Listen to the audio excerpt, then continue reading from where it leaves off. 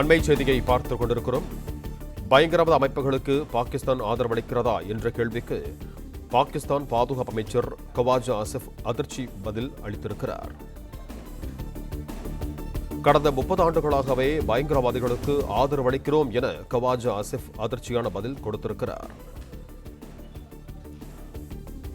Sky news தொலைக்காட்சிக்கு பாகிஸ்தான் அமைச்சர் கவாஜா ஆசிப் அளித்த பேட்டியில் இந்த அதிர்ச்சி தகவல்கள் வெளியாகியிருக்கின்றன. பயங்கரவாத அமைப்புகளுக்கு பாகிஸ்தான் ஆதரவளிக்கிறதா என்ற கேள்விக்கு பாகிஸ்தான் பாதுகாப்பு அமைச்சர் கவாஜா ஆசிப் பதிலளித்திருக்கிறார். அதில் கடந்த 30 ஆண்டுகளாகவே பயங்கரவாதிகளுக்கு ஆதரவளிக்கிறோம் என கவாஜா ஆசிப் அதிர்ச்சிகரமான பதில் கொடுத்திருக்கிறார். அமெரிக்காவிற்காகவும் பிரிட்டனுக்காகவும் கடந்த 30 வருடங்களாக தீவிரவாதிகளுக்கு உதவுகிறோம் என கவாஜா ஆசிப் பதிலளித்திருக்கிறார். ஸ்கை நியூஸ் தொலைக்காட்சிக்கு பாகிஸ்தான் அமைச்சர் கவாஜா ஆசிப் அளித்த பேட்டியில் இந்த அதிர்ச்சிகர தகவல்கள் வெளியாகியிருக்கின்றன. மேற்கு நாடுகளுக்காகவே பாகிஸ்தான் இந்த மோசமான வேலைகளை செய்து வருகிறது என்று பாகிஸ்தான் பாதுகாப்பு அமைச்சர் கவாஜா ஆசிப் பதிலளித்திருக்கிறார். தீவிரவாதிகளுக்கு ஆதரவளித்த மோசமான செயலால் பாகிஸ்தான் தற்போது மோசமான நிலையில் இருக்கிறது என்றும் அவர் குறிப்பிட்டிருக்கிறார். இது தொடர்பான கூடுதல் விவரங்களோடு இணைகிறார் எமது செய்தியாளர் ராஜகுமாரன். வணக்கம் ராஜகுமாரன், உங்களிடம் இருக்கும் தகவல்களை பகிர்ந்து கொள்ளுங்கள். பாகிஸ்தான் நாடு தற்பொழுது இந்தியா எடுத்திருக்கக்கூடிய இந்த ராஜதந்திர நடவடிக்கைகளால் தனிமைப்பட்டு நிற்கின்றது. வழக்கமாக இது போன்ற தாக்குதல் சம்பவங்கள் இந்தியாவிற்குள் பாகிஸ்தான் ஆதரவுடன் நடைபெறும் பொழுது மௌனமாக அதை ரசித்து பார்க்கக்கூடிய ஒரு நாடாகவே பாகிஸ்தான் இருக்கும். ஆனால் இந்த முறை அதற்கு மாறாக எந்த அமைப்பு பின்னணியில் இருந்ததோ அந்த அமைப்புகள் எல்லாம் அந்த லஷ்கர்-இ தொய்பா அமைப்பினுடைய தலைவனாக இருக்கக்கூடிய இந்த தாக்குதலுக்கு திட்டமிட்ட அந்த தளபதி கண்ணீரோடு நேற்று ஒரு காணொலியை வெளியிட்டு இந்த தாக்குதலுக்கும் எங்களுக்கும் எந்த தொடர்பும் இல்லை, எங்களை இந்த தாக்குதலோடு தொடர்புபடுத்திவிட வேண்டாம் என்று அந்த லஷ்கர்-இ தொய்பா தளபதியாக இருக்கக்கூடிய அந்த நபர் காசிம் என்கின்றவர் கண்ணீரோடு காணொலி வெளியிட்டிருந்தார். இந்த நிலையில்தான் தற்பொழுது பாகிஸ்தான் நாட்டினுடைய முக்கியமான பாதுகாப்பு துறையினுடைய அமைச்சர் கவாஜா ஆசிப்பே ஒரு முக்கியமான ஒரு விஷயத்தை ஒத்துக்கொள்கின்றார். அதாவது தீவிரவாதிகளுக்கு பாகிஸ்தான் கடந்த 30 ஆண்டுகளாக அடைக்கலம் கொடுத்து கொண்டிருக்கின்றது என்ற ஒரு கருத்தை தற்பொழுது அவர் ஏற்றுக்கொண்டிருக்கின்றார். இந்த காஷ்மீரில் நடைபெற்ற தாக்குதல் சம்பவத்தை தொடர்ந்து பாகிஸ்தானை நோக்கி பல்வேறு உலக நாடுகளும் கேள்வி எழுப்ப தொடங்கி இருக்கின்றன. இந்தியா எடுத்து வரக்கூடிய நடவடிக்கைகள் காரணமாக பாகிஸ்தான் நாடு தற்பொழுது இந்த முறை தாங்கள் மேற்கொண்ட அந்த செயல்களுக்காக வருத்தம் தெரிவிக்கக்கூடிய விதமாக இந்த கருத்துக்களை சொல்லி இருக்கின்றார்கள். 30 ஆண்டுகளாக வேறு வழி இல்லாத சூழ்நிலைகளால் நாங்கள் தீவிரவாதிகளை ஆதரித்துக் கொண்டிருக்கின்றோம் என்ற ஒரு கருத்தை பாகிஸ்தான் நாட்டினுடைய பாதுகாப்புத்துறை அமைச்சராக இருக்கக்கூடிய கவாஜா ஆசிப் தற்பொழுது ஒத்துக்கொண்டிருக்கின்றார். அது மட்டுமல்லாமல் அமெரிக்கா, பிரிட்டன் போன்ற மேற்கத்திய நாடுகள் தான் எங்களை அடிபணிய வைத்து இதுபோன்று பயங்கரவாத செயல்களுக்கு துணை போக செய்து விட்டார்கள் என்ற ஒரு குற்றச்சாட்டையும் மேற்கத்திய நாடுகளை நோக்கி கை நீட்டி இருக்கின்றார் பாகிஸ்தான் நாட்டினுடைய இந்த பாதுகாப்புத்துறை அமைச்சர் கவாஜா ஆசிப். அதாவது மேற்கத்திய நாடுகளுக்காகத்தான் நாங்கள் தீவிரவாதிகளுக்கு அடைக்கலம் கொடுக்கக்கூடிய சூழ்நிலை ஏற்பட்டது.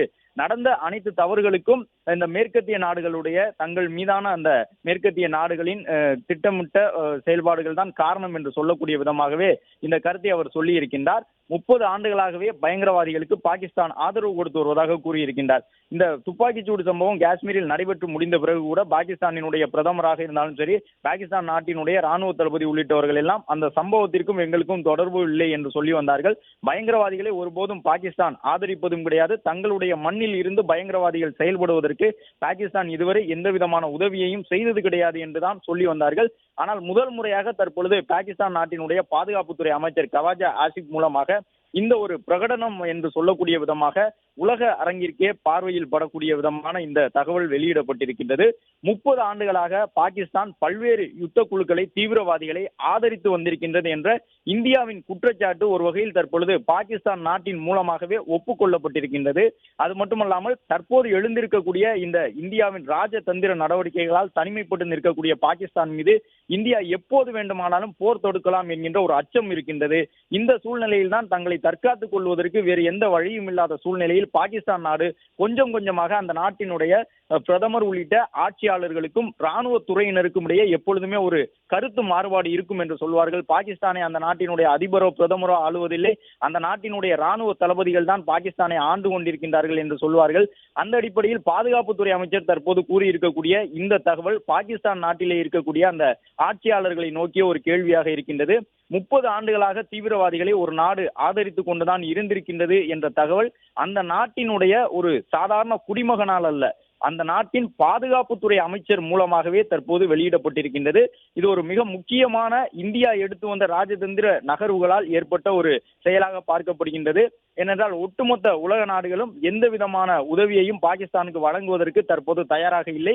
அது மட்டுமல்லாமல் பாகிஸ்தானுக்கு செல்லக்கூடிய நதிநீரை இந்தியா நிறுத்தி இருக்கின்றது. வர்த்தக உடன்படிக்கைகளை இந்தியா உடனடியாக கைவிட்டு இருக்கின்றது. விசா போன்ற நடைமுறைகளில் சார்க் நாட்டு கூட்டமைப்பில் இருப்பதால் பாகிஸ்தானுக்கு வழங்கப்பட்டு வந்த அந்த சிறப்பு உரிமையையும் இந்தியா தடுத்து நிறுத்தி இருக்கின்றது.